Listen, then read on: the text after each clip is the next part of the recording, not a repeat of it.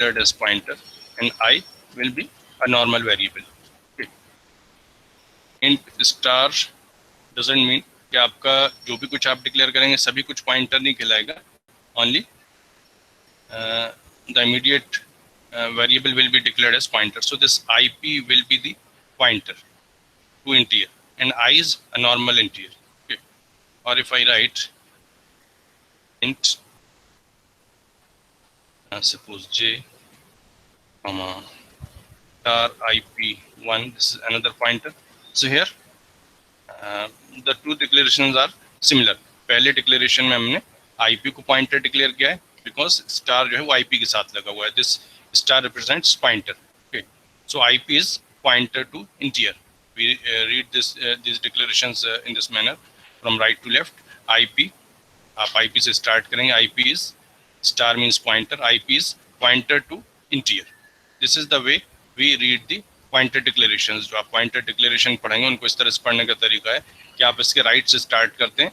So we will say IP is pointer to integer and I is, because there is no star, so I is normal integer. I is integer. Here J is integer and IP1 is pointer to integer.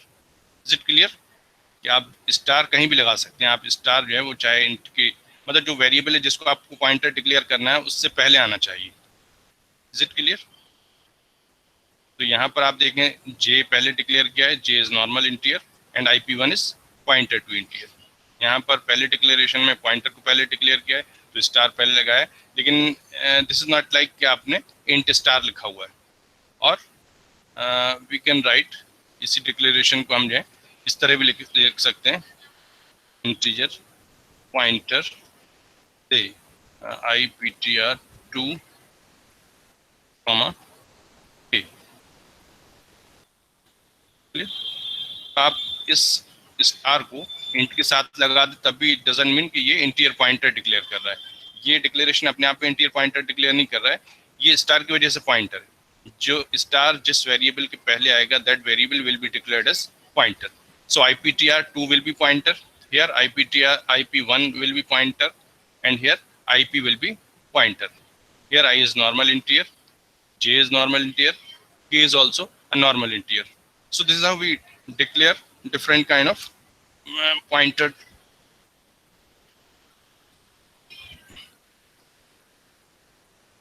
Okay. And now I am removing all these declarations because they are all same. आप pointer को जो है वो star को variable के साथ attach कर सकते हैं, उससे कंसेक्यूटिवली लिख सकते हैं बिल्कुल उससे लगाकर. ठीक है.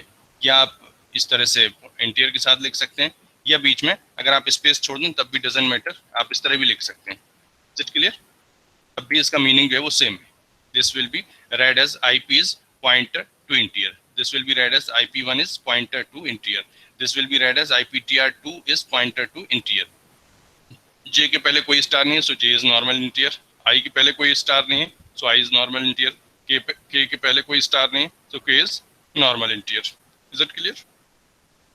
I am removing these declarations.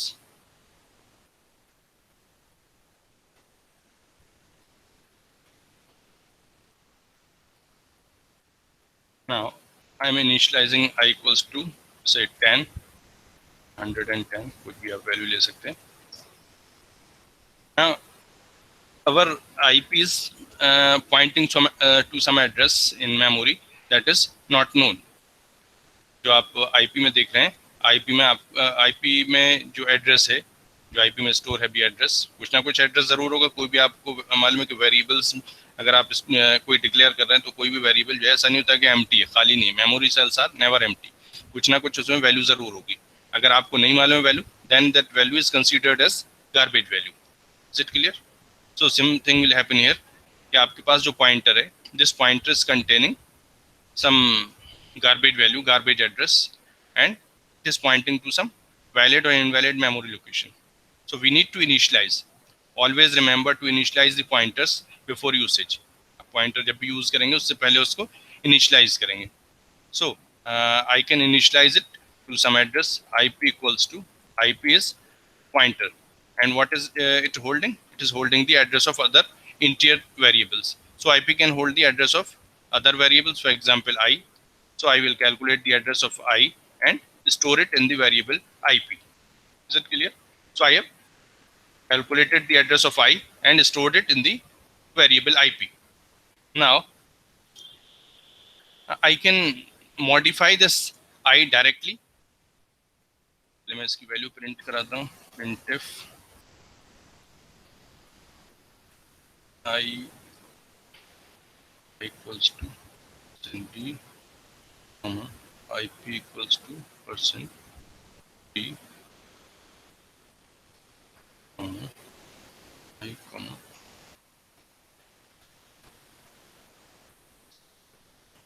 I return 0. Programme को सेव कर दिया. Let us run the program. 9.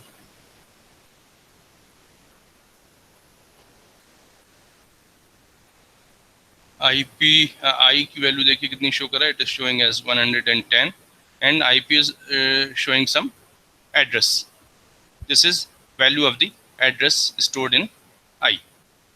जो I का एड्रेस है वो आप कह सकते हैं कि ये IP में हमने स्टोर किया हुआ था. तो IP की वैल्यू जो प्रिंट हो रही है, this is the address of I.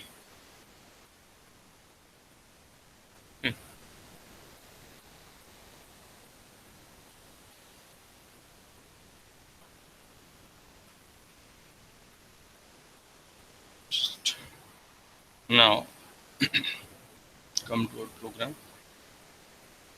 आप अगर I को इनिशियलाइज नहीं करते हैं, what will happen then? Control is 9. देखिए आपका IP को क्या शो कर रहा है? It is showing as 0. IP में null value. So this is invalid value. आप यहाँ पर कोई चीज स्टोर नहीं कर सकते. Are you observing that the value of IP is 0? It is showing as 0. So it means IP को because हमने initialize नहीं किया, पहले initialize किया था, यहाँ से initialization हटा दिया है. So now IP is having some garbage value. यहाँ पर ये 0 पे लेके चल रहा है पोर्ट ब्लॉक्स में. आप टर्बो सी में अगर रन करेंगे, so it will return some garbage value. Is it clear?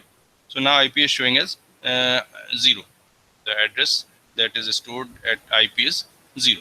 तो IP में आपने 0 स्टोर किया हुआ है एंड 0 इज रिजर्व लोकेशन. ऐसा तो है नहीं कि 0 से ही आपका डेटा स्टार्ट होगा. सो ये 0 जो है वो आपके ऑपरेटिंग सिस्टम के लिए रिजर्व है, तो आप इसको यूज नहीं कर सकते हैं. This memory can not be used. So it's always advisable to initialise the pointers before usage. सो आपको यहाँ पर पॉइंटर को इनिशियलाइज करना है. Once you initialise the pointer, now you compile and run, then it is showing some memory location. सकता है कि हर बार रन करने पर अलग अलग मेमोरी लोकेशन आए, या आपका कंपाइलर ने जहाँ एलोकेट किया हुआ है वहीं पर एलोकेटेड रखे इसको मेमोरी को. Is showing 2358860. देखते हैं नेक्स्ट टाइम रन करिए इसे जरा. सेम आ रही है 8860. अगर कंपाइल करके करेंगे तब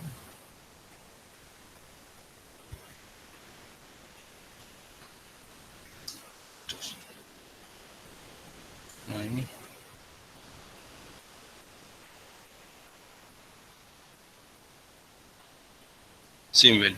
So compiler has allocated some value to the I, and same address being stored for storage of I. I को एक बार जहाँ उसने allocate कर दिया वहीं पर हर बार allocate कर रहा है.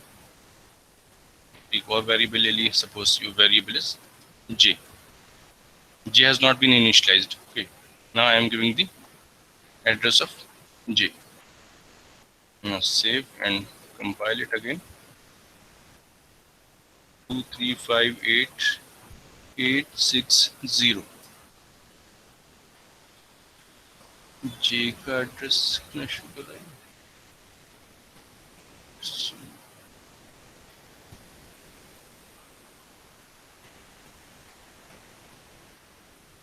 अभी पॉइंटर के लिए हिसाब से शो कर रहा है 4E4C.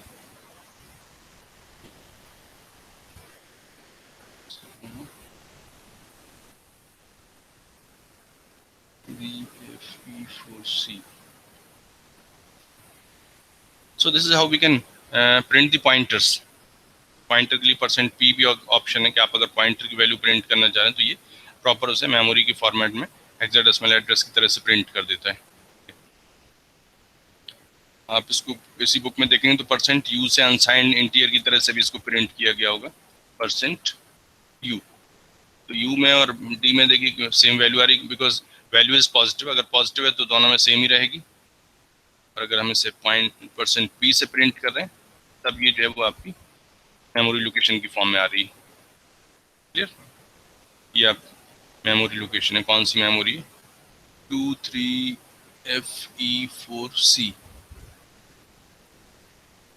इसमें आप एड्रेस चेंज करेंगे उसके हिसाब से वैल्यू आईपी की जो है वो चेंज हो जाएगी। Is it clear?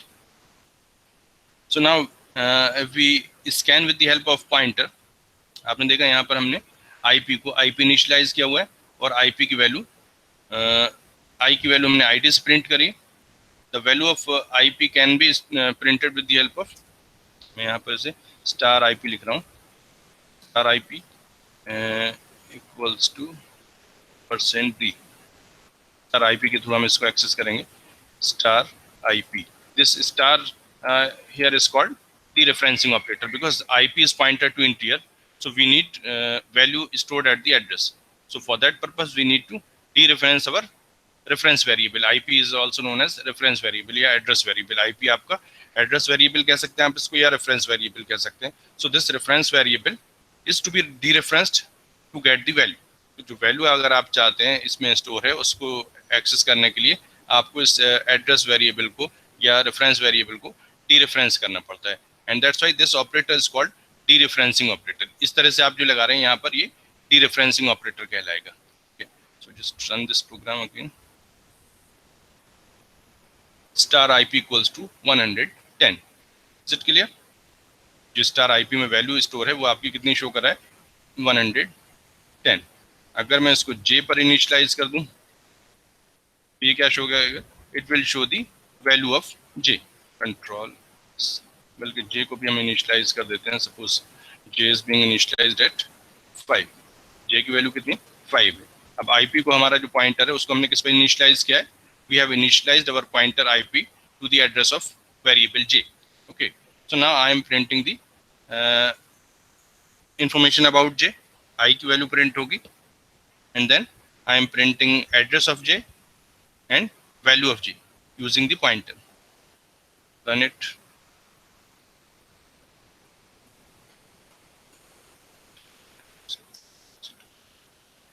Run it again. 9. That is showing as star IP equals to 5. आपको यहाँ पर मेमोरी में शायद समझ में भी नहीं आ रहा हो कि कितना एड्रेस लिखा हुआ है, लेकिन अगर आप देखें तो अब आपका स्टार आईपी जो है वो किस वैल्यू को एक्सेस कर रहा है, इज एक्सेसिंग 5। पहले जब हमने इसको जे आई का एड्रेस असाइन किया हुआ था then it was printing star IP was printing 110। Now IP is pointing to ampersand J, now it is printing value of J, so the output is 5 only. You can see here output is 5। Okay, so this is how we can use pointers. Is that clear? क्या आप जो है pointer to integer declare कर सकते हैं। Similarly, we can declare pointer to any data type. ये आपके पास integer pointer था, you can declare float pointer, float star fp, and this floating point pointer can point to any variable that is of floating type. So I can say this is 4.5. I've initialized x at 4.5 and fp is the floating point variable. Now I want to print same information about floating point numbers. Control C, Control V, printing equals to %f, IP equals to %p, IP equals to %f, ये आपका fp है।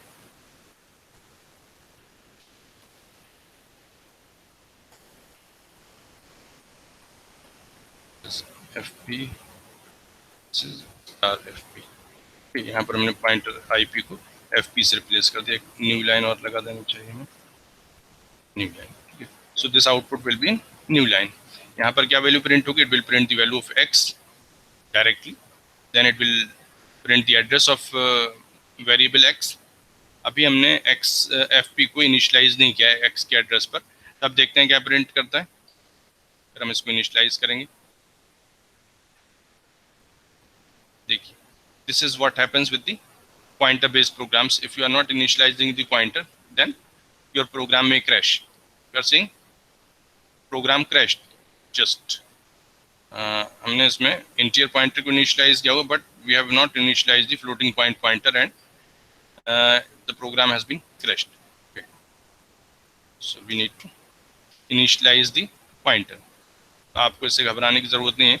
जब भी आपके पास इस तरह की कोई एरर आ रही तो आप इस बात का ध्यान रखें कि आपने अगर कोई पॉइंटर यूज़ किया हुआ है तो पॉइंटर्स हो सकता है कि आपने इनिशियलाइज ना किया हो। Initialization means you have to give the starting value to the pointer, कि पॉइंटर आपका पॉइंट किस वैल्यू को कर रहा है, किस एड्रेस को पॉइंट कर रहा है। So I need to point fp at some floating point number.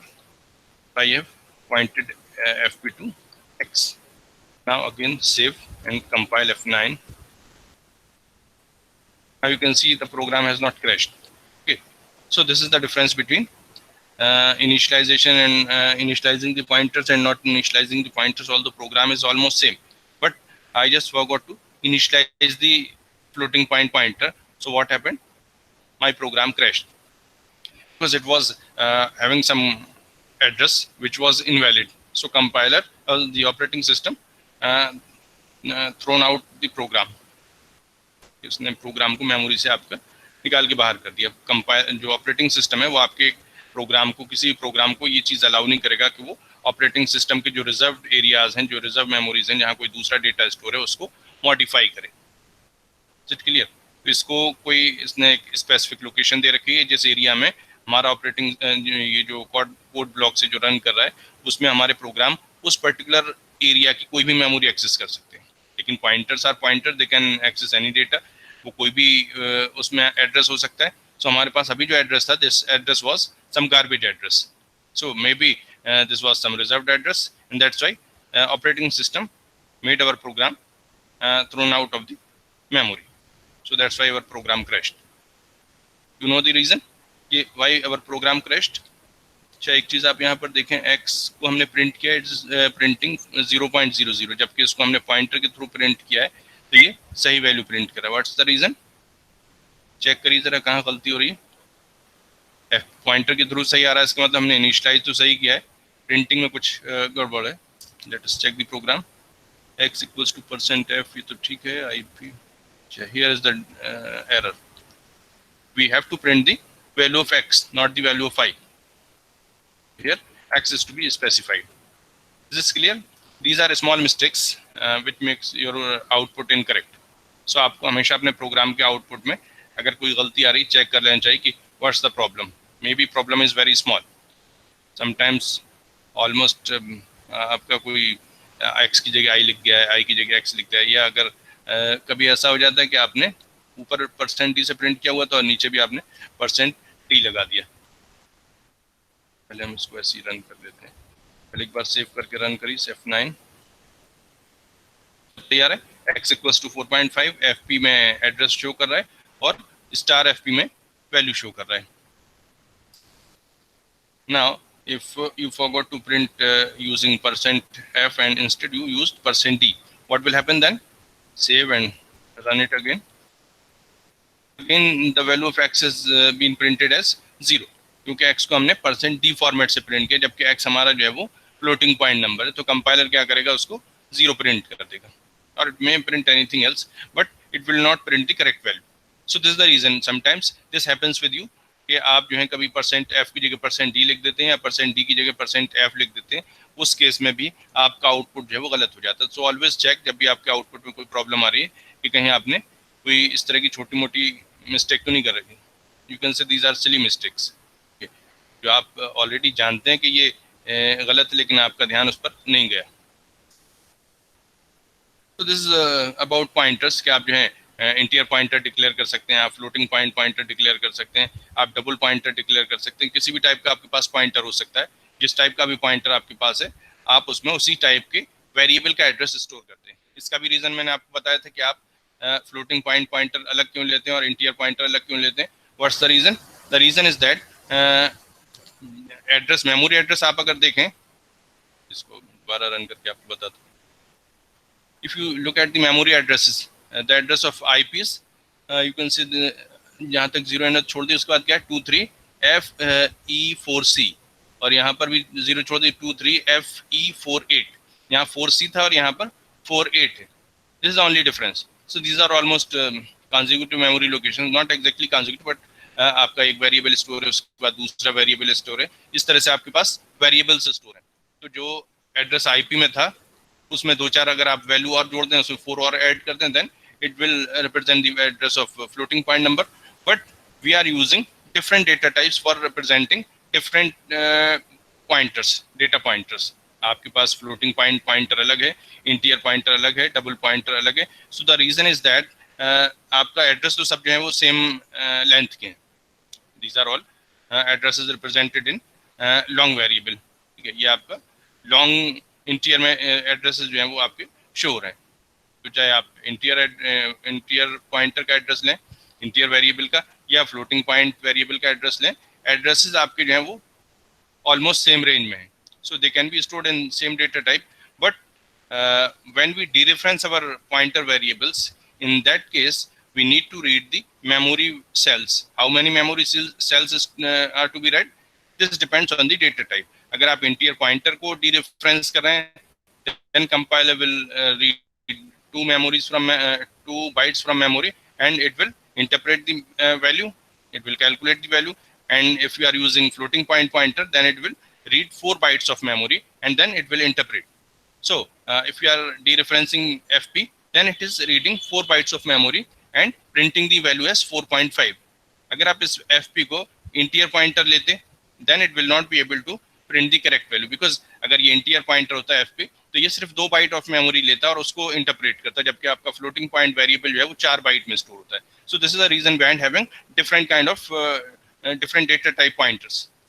Is it clear कि आप इंटीरियर पॉइंटर क्यों यूज कर रहे हैं, फ्लोट पॉइंटर क्यों यूज कर रहे हैं और डबल पॉइंटर क्यों यूज कर रहे हैं? So this is the reason behind using different kind of data pointers. आप अलग अलग टाइप के डेटा के लिए अलग अलग टाइप के पॉइंटर्स यूज कर रहे हैं. ऑल्दो मेमोरी इज सेम, आप अगर एड्रेस के लिहाज से देखें तो आपकी सारी मेमोरी जो है वो सेम है, लेकिन आप फिर भी डिफरेंट काइंड के पॉइंटर यूज करें. सो ऑलवेज रिमेंबर कि हम डिफरेंट टाइप के पॉइंटर्स की जरूरत हमें क्यों पड़ रही, because when we dereference the pointers, in that case we need to know the size of the data type, कि आपको कितनी बाइट्स जो है वहां से रीड करनी है. अगर आपके पास इंटीरियर पॉइंटर था, so you may need 4 byte और 2 byte depending on the platform. अगर आपके पास फ्लोटिंग पॉइंट नंबर था, then you will need to dereference 4 bytes of memory. अगर आपके पास कैरेक्टर पॉइंटर था, then it will require only 1 byte to read from memory to dereference. Okay. अगर आपके पास लॉन्ग इंटीरियर है, लॉन्ग डबल है suppose, so in that case you will require 10 bytes of memory to be read from memory and then interpreted. So that's why we are using different kind of pointers. एक चीज आपको समझ में आ गई? Now I've told you that we can use pointers to point to arrays also. So I can declare integer, suppose A5. एक चीज और आपको मैं बता दूं कि अगर आप किसी एरे के अंदर डेटा का एरे का साइज स्पेसिफाई नहीं करते, कि शायद मैंने एरे में आपको बताना भूल गया, सो you can read it here, that if I declare an array without specifying the size and I initialize equals to 1, 2, 3, 4, then compiler will calculate the number of arguments provided, number of values provided to initialize the array, and it will set the size of A as 4. अगर आपने A को A का size specify नहीं किया है and you have initialized A, then compiler will automatically calculate the size of A depending on the number of values provided. So compiler इस array का size कितना ले लेगा? Compiler इस array का size जो है वो 4 इंटीरियर के बराबर ले लेगा. Maybe it is 8 bytes or 16 bytes depending on the platform. तो एक आपने एक array ले लिया, उसको initialize कर दिया है. Now एक पॉइंटर आपके पास आईपी ऑलरेडी है, आईपी को हम एड्रेस कोई सा भी असाइन कर सकते हैं.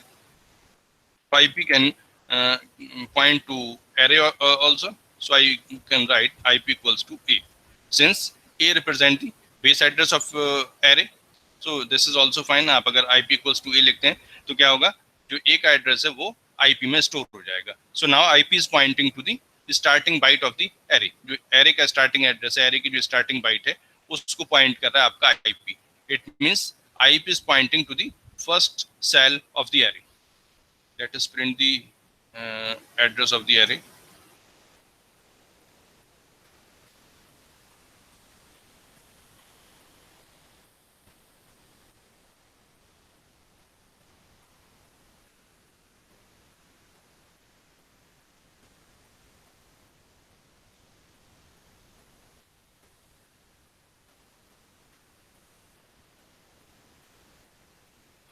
अब एरे का आईपी का एड्रेस देखिए क्या शो कर रहा है, control S 9. Address of array ना देखिए ये दिखा रहा है 23F. आप अगर यहाँ पर देखें तो एक चीज और आप नोटिस कर सकते हैं कि सारी मेमोरी लोकेशन जहाँ कंपाइलर क्या करता है, पहले वेरिएबल उसने स्टोर किया, उसके बाद जो अगली लोकेशन खाली है उसको मिल रही है वहाँ पर अगला वेरिएबल स्टोर कर दिया, उसके बाद जो आगे की लोकेशन उससे खाली मिल रही है वहाँ पर उससे अगला वेरिएबल उसने स्टोर कर दिया है. So all addresses are starting with 23FE4C. आपके पास इंटीजर था वो 4C पर था, जो फ्लोटिंग पॉइंट नंबर था वो 48 पर था, और जो एरे वो स्टार्ट हो रहा है वो आपका 23FE30 से स्टार्ट हो रहा है. आप इसे देखें, इसमें एड्रेसेस आगे जा रहे थे, 4C था, 48 था, बल्कि 4C आगे था, 48 उससे पीछे आया, और अब आपके पास रह गया सिर्फ 30. ठीक है, तो these are not consecutive memory locations. आप अगर नॉर्मल वेरिएबल्स डिक्लेयर करते हैं so they may be stored consecutively और they may not be consecutively stored in the memory depending on the decision of compiler. Compiler इनको कहीं पर भी memory locate कर सकता है. तो आपका जो एरे है ये आपका 23FE30 से स्टार्ट हो रहा है. If I change it from A, मैंने आपको बताया था आप ये भी लिख सकते हैं %A0.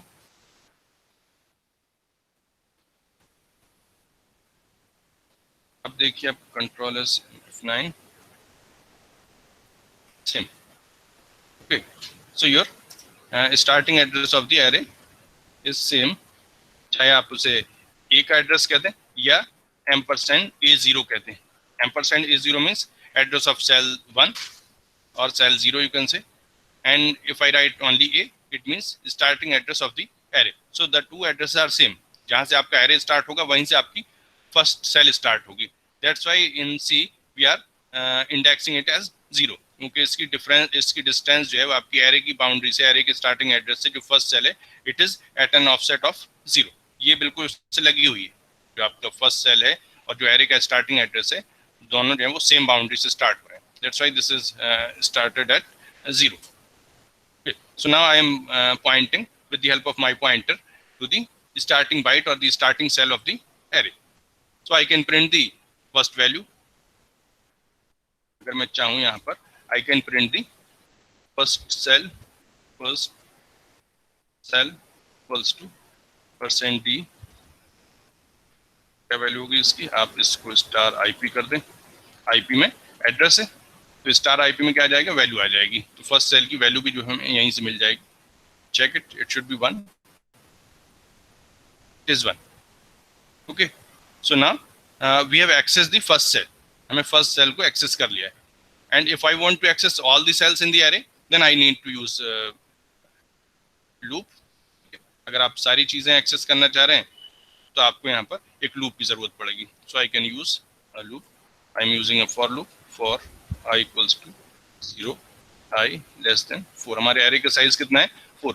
Since we have not specified the size, okay, तो हमारे पास एरे का साइज कितना हो गया है, क्योंकि इसमें 4 वैल्यू आपने इनिशियलाइजेशन में दी थी तो कंपाइलर ने इसका साइज जो है वो 4 एलोकेट कर दिया है. अगर आप इसका साइज 5 स्पेसिफाई कर दें, in that case what will happen, now the size of A is 5 and you have specified only 4 values and the 5th value will be initialized at 0. Is that clear? कि आप अगर array में एक भी value initialisation में दे देते हैं तो rest of the values will also be initialized at 0। अगर लेकिन आप अगर एक भी इनिशियलाइजेशन में नहीं देंगे वैल्यू तो पूरा एरे जो है वो गार्बेज रहेगा अगर आपका लोकल एरे है। Now I can make it 5 also, क्योंकि अब एरे का साइज 5 कर दिया। Size of array has been change to 5 from 4 to 5। अब कितना है, arrays containing 4 values and the fifth value will be 0। I plus plus इस स्टेटमेंट को हम यहाँ से उठाकर कंट्रोल एक्स यहाँ पर रख देते हैं।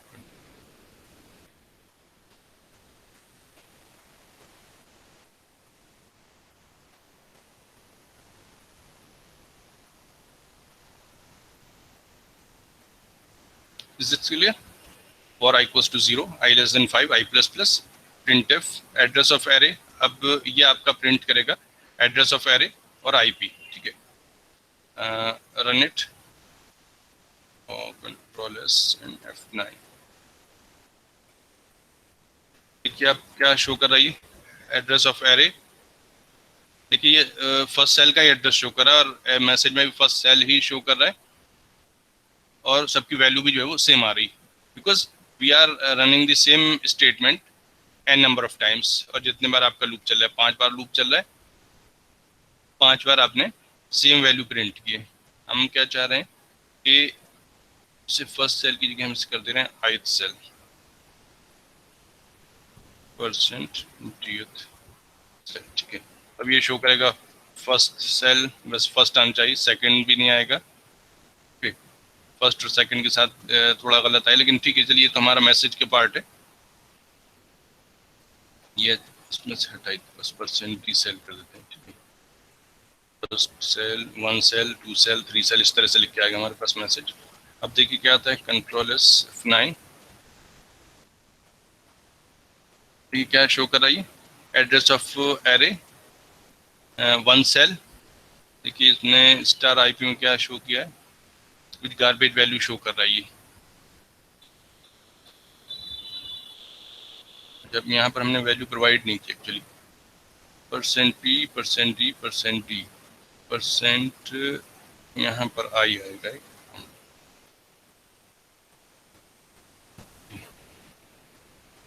0 cell, 1 cell, 2 cell, 3 cell, 4 cell, सबका वैल्यू कितनी आ रही, सबकी वैल्यू 1 ही आ रही। क्यों 1 आ रही, because our pointer is pointing to first cell only. आपने यहाँ पर अगर देखें तो हमने किसे पॉइंट कराया था, ऐसे हमने फर्स्ट सेल पर पॉइंट कराया था and still it is pointing at first cell. We are not changing our pointer. So what we can do, we can change our pointer. आपने पहले सेल की वैल्यू प्रिंट करा ली, I can increment it, IP can be incremented by 1, or you can write IP equals to IP plus 1. What will happen when IP is incremented by 1? So it means IP will be incremented, or the address stored in IP will be incremented by 1 cell. Size of the data type, तो जो भी आपका data type है उसके हिसाब से आपका size जो है वो मॉडिफाई हो जाएगा। अगर आप इंटीजर एरे की बात कर रहे हैं, then it will be 4 bytes in code blocks. आप कोड ब्लॉक में GNU कंपाइलर में रन कर रहे हैं तो यहाँ पर इंटीजर का साइज जो है कितना है, 4 बाइट्स है। तो आप अगर IP प्लस प्लस करते हैं या IP equals to IP plus 1 करते हैं, हियर प्लस 1 डजंट मीन, मैं यहाँ पे बल्कि लिख दूँ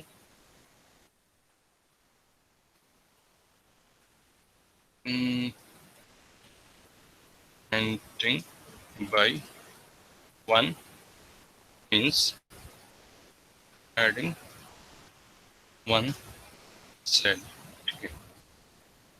आप एक सेल ऐड कर रहे हैं, इसका मतलब क्या है, प्लस 1 का मतलब आप इसमें एक सेल ऐड कर रहे हैं। एक सेल ऐड करने का मतलब क्या होगा, you are at first cell, अगर आप इसमें एक सेल और ऐड करते हैं then you will point to second cell. अगर आप इसमें एक बार और 1 ऐड करेंगे then you will point to third cell, fourth cell, fifth cell. So IP will keep on incrementing and moving from one cell to another cell and to third cell and fourth cell and so on. So IP की help से आप, जो pointer है उसकी help से आप array के अंदर ट्रेवर्स कर सकते हैं, एरे के अंदर मूव कर सकते हैं। So instead of using array indexes, we are using pointer. With the help of pointer we are accessing array locations. तो आपने स्टार्टिंग लोकेशन एरे की जो है वो IP में स्टोर कर दी है। उसके बाद स्टार्टिंग लोकेशन की हेल्प से हमने पहली सेल के बारे में प्रिंट कर दी, उसकी इन्फॉर्मेशन प्रिंट कर दी। Then we are keep on incrementing the value of IP। Since IP is incremented, it start pointing to next cell and then next cell and then next cell.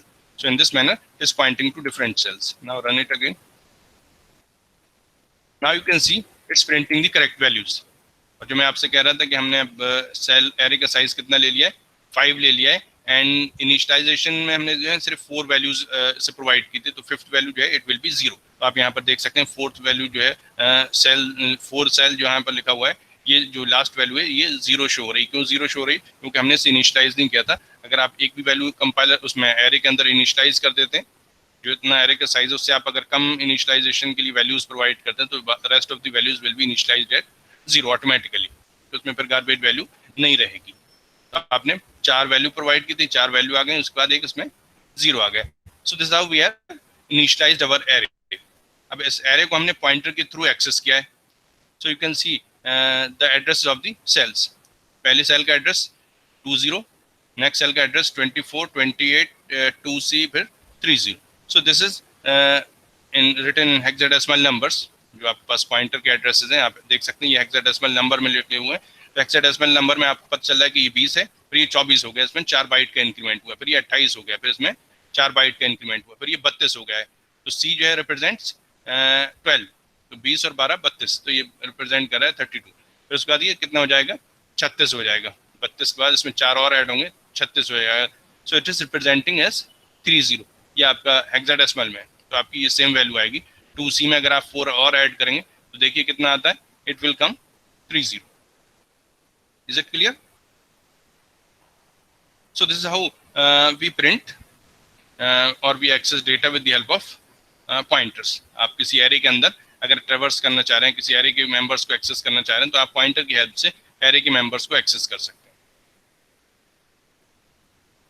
Similarly we can scan. अगर आपको scan करना हो, यहाँ पर हमने values को print किया था, आप इस प्रिंट स्टेटमेंट को हटा दिए. यहाँ पर अगर स्कैन करना चाहें आप एरे को, suppose scanf, it was integer array, so we'll read %d, comma address of the cell. आप यहाँ पर वैसे क्या लिखते हैं, you write %a, और बल्कि आप लिखते हैं AI, isn't it? आपने अभी इससे पहले एरे के जो प्रोग्राम्स रन किए, अगर आप एरे को स्कैन करते हैं तो आप एक फॉर लूप लेते हैं, उसमें स्कैन करवाते हैं, %ai लिख देते हैं, सारे एलिमेंट्स स्कैन हो जाते हैं. अगर आप पॉइंटर जो आपने AI लिखा हुआ है, आई की वैल्यू इनिशियल वैल्यू 0 है, so it means %a0, first cell will be initialized, will be scan. आप इसकी जगह पर IP भी लिख सकते हैं. Instead of writing it %a0 और AI, we can write IP. IP is pointing to first cell, so first value will be stored in first cell of the array. तो आपने जो भी कुछ स्कैन किया है, वो उसके लिए एड्रेस जो आपने प्रोवाइड किया वो IP की हेल्प से प्रोवाइड किया. IP में कौन सा एड्रेस है? IP में स्टार्टिंग एड्रेस है. तो पहली वैल्यू जो है वो पहले लोकेशन पे चली जाएंगी, आपका 1 जो है वो मॉडिफाई हो जाएगा. उसके बाद आप IP को इंक्रीमेंट कर रहे हैं, so IP will point to second cell, then in the next iteration second cell will be scan, and in this fashion we will print all the चीज में करूं.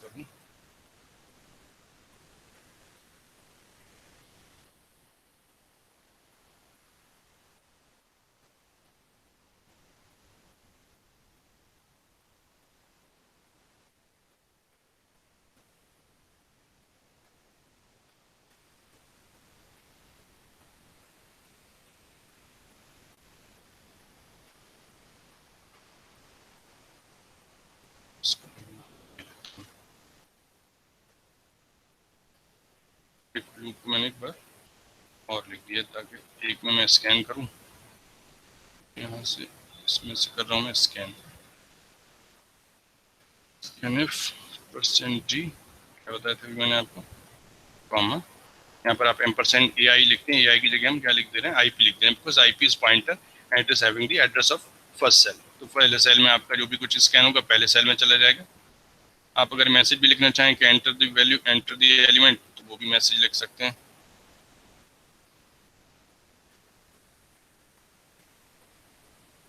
एंटर एन एलिमेंट, ये आपका repeatedly हर बार लिख कर आता रहेगा. आप इसे स्कैन करेंगे,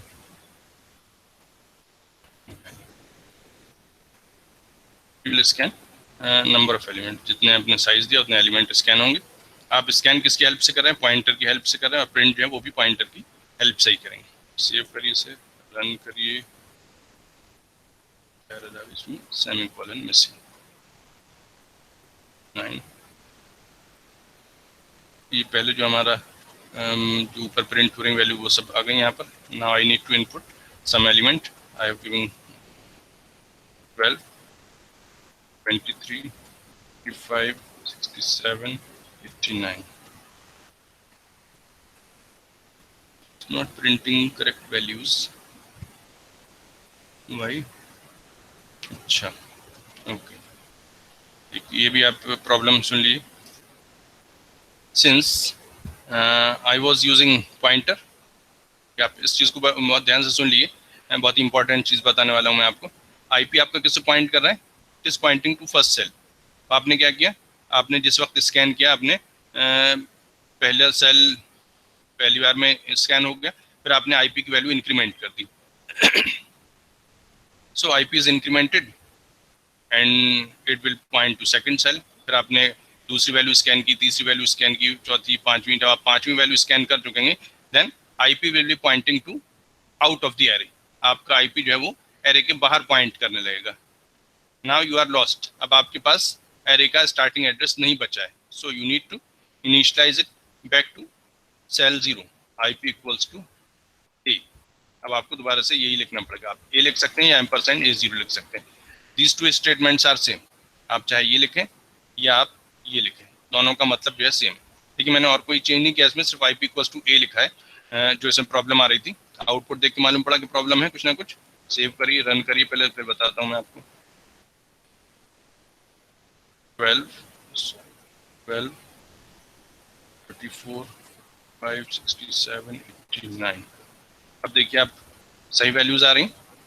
तो द रीजन इज दैट कि पहले हम एरे के बाहर चले गए थे। It means you can say there are 10 chairs, the pointer was pointing to first chair or the first slot, then you incremented the pointer, so it was pointing to second slot, then third slot, then all the 10 chairs are filled. Okay, so now pointer is pointing to 11th chair. Maybe it's there or it's not there. Okay, but it is not pointing to first element again. अपने जो पहली जो array का size है, आपने first cell को print point करना start किया था, जब आपने स्कैन किया तो ये आगे बढ़ते बढ़ते एरे के बाहर पहुंच गया। Now you are out of the array and now you want to print the values. तो आपको जो है सारी वैल्यूज जो है वो प्रिंट करना चाह रहे हैं। तो how can you print? You are out of the array. अगर आप उसी पॉइंटर को, उसी एड्रेस को लेते हैं जो एरे के बाहर का है, उसको डी रेफरेंस करते हैं, then you will get definitely garbage values. तो आपको गार्बेज वैल्यू मिलने वाली है। अब आपको क्या करना है? अब आपको वापस से इनिशियलाइज करना पड़ेगा उसको, पॉइंटर को फर्स्ट सेल पर। That's why I have initialised it back to A. यहाँ पर इसलिए मुझे दोबारा से इनिशियलाइज करने की जरूरत पड़ रही है, क्योंकि मैंने ओरिजिनल पॉइंटर को मॉडिफाई कर दिया था। इस एरे के एड्रेस को हम दोबारा से इसमें स्टोर कर सकते हैं। So now I am back at the same address. जो एरे का स्टार्टिंग एड्रेस था वहां पर आप दोबारा से आ गए। Now I can again access from starting from first cell. अब आप अगेन फर्स्ट सेल से स्टार्ट करते हैं। अगर आप इसी लूप को दोबारा लगा दें, देखिए इसी लूप को हम दोबारा से लगा देते, कंट्रोल सी। आप लोग अपने रोल नंबर लिख दी, टाइम खत्म होने वाला है। Control we. मैं इसी लूप को सेम वैल्यूज दोबारा प्रिंट करने की कोशिश करता हूँ। देखिए तब क्या होगा। कंट्रोल एस एंड F9, वही वैल्यूज 12, 23, 34, 5, 6।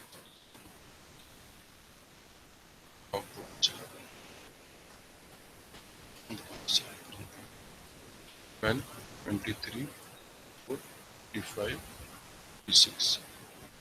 आपके पास पहले रन में जो पहली बार हमारा लूप चल रहा है 56 तक करेक्ट वैल्यूज आ रही। उसके बाद we are beyond the cell boundary. हमारे पास जो एरे था उसकी बाउंड्री के हम बाहर निकल गए। ना जो लूप आप दोबारा स्टार्ट कर रहे हैं, आई की वैल्यू वापस 0 से शुरू हो रही है।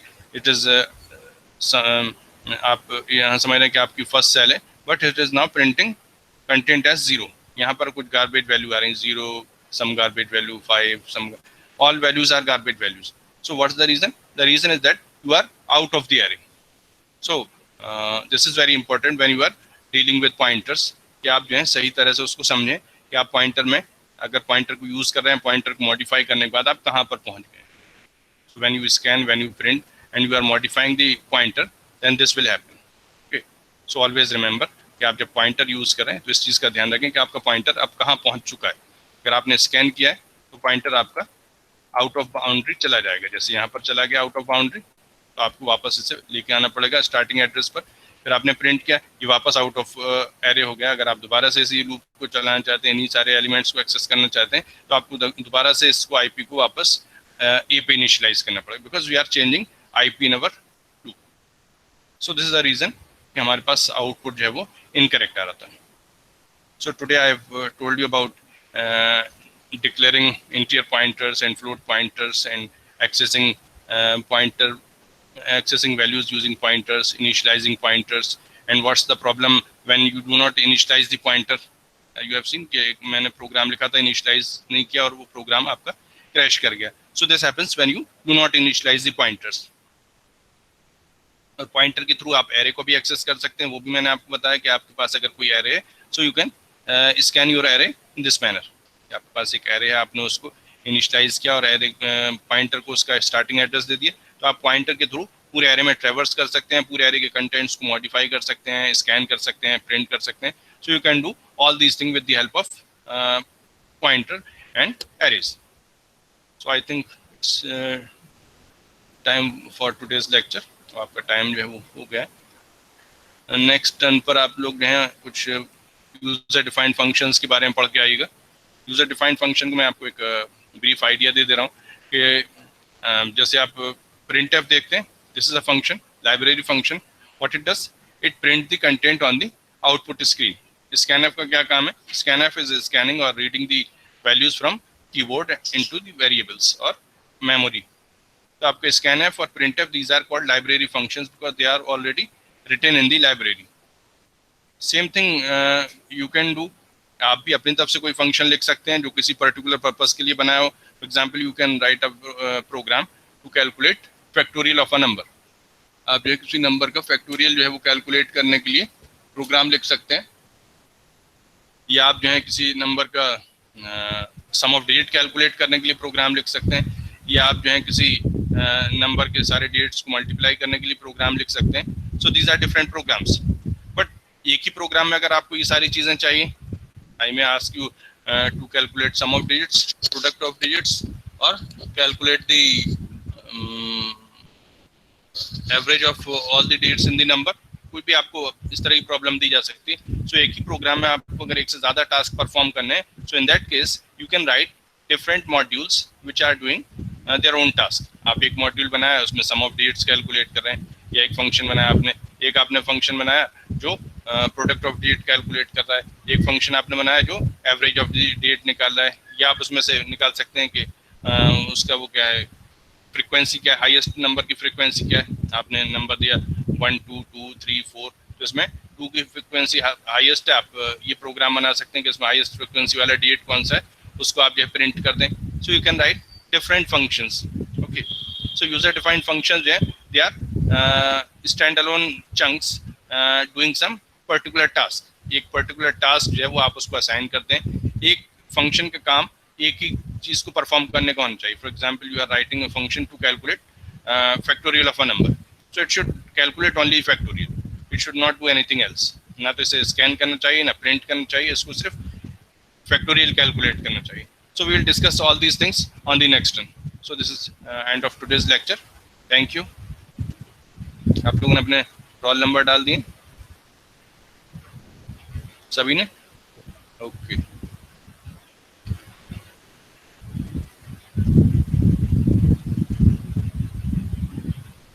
ओके, जो लास्ट लेक्चर है वो मैं अपलोड कर दूंगा. और भी आप लोगों को अगर कोई प्रॉब्लम हो तो जहाँ लेक्चर आपका रिकॉर्ड मिलता है यूट्यूब पर, वहाँ पर भी आप अपने सवाल पोस्ट कर सकते हैं, या आप गूगल क्लासरूम में भी पूछ लिए. मुझे जवाब देने में देर हो सकती है, बिकॉज जब मैं देखूंगा तभी जवाब दूंगा, तो इस वजह से लेट हो जाता है. Okay, so this end of our today's lecture. You may disconnect, बल्कि पहले आप भी डिस्कनेक्ट हो जाएं, वरना मीटिंग जो चलती रहती है.